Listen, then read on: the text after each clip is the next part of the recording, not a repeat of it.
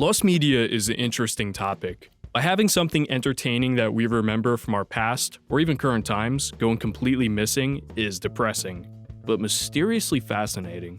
Whether it's a video game, a TV show, a feature-length movie, or even an album, lost media makes for a cool story. A great example is the song Ready and Steady by DA. What's the story behind it? You're gonna find that out by watching this episode of Pointless History.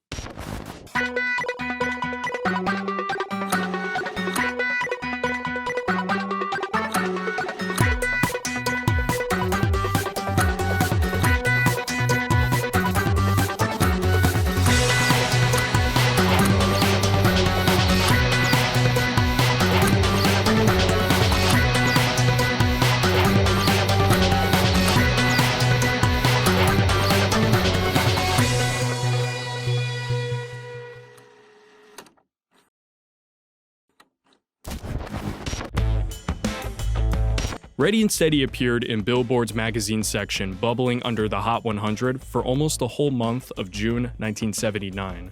It appeared on the chart on June 16th, clocking in at 106, then clocking in at 103 on June 23rd, and then 102 the week after.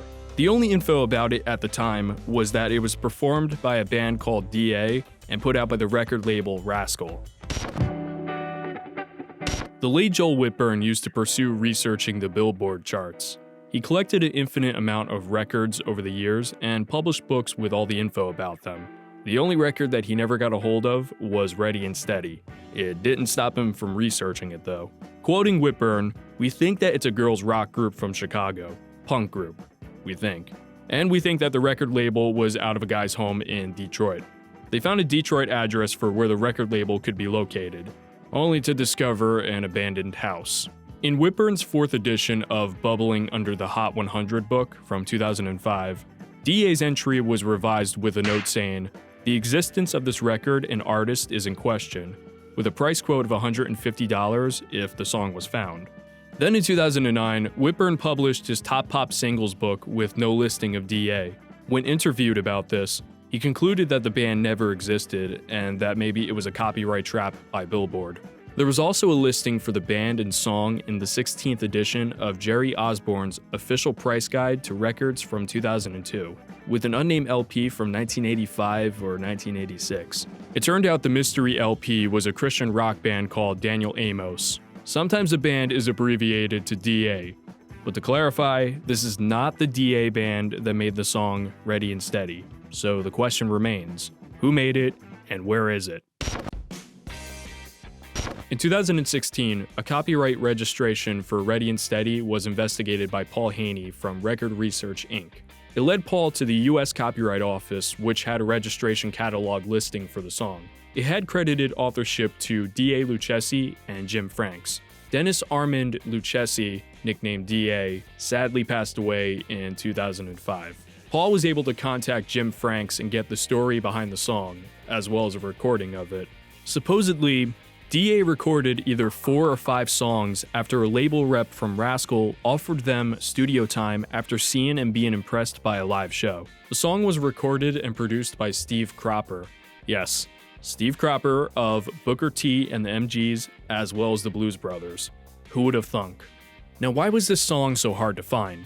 It was never officially released. There was no vinyl pressing of it or any sales. Now you may be asking, how did it get onto the Bubbling 100 list? Well, the record label rep said that he could get them on the Billboard charts, even though the song was never officially pressed and was doubted that it had any radio airtime. But he did fulfill his promise and he got them on the charts. It would eventually play on the radio on July 8th, 2016 on the Crap from the Past radio show. I mentioned before that DA supposedly recorded either 4 or 5 songs. Not sure if Ready and Steady is included in that, but if so, what are the other 3 or 4 songs? Wish I had an answer, but I could not find any info about them.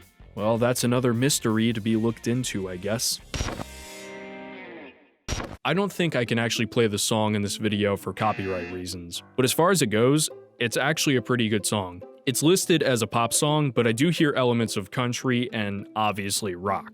If you want to listen to Ready and Steady, I'll leave a link in the description of this video, wherever it may be, because YouTube likes to change their layout every once in a while. That concludes this lost media now found. But as far as the other recorded DA songs, where the fuck are they?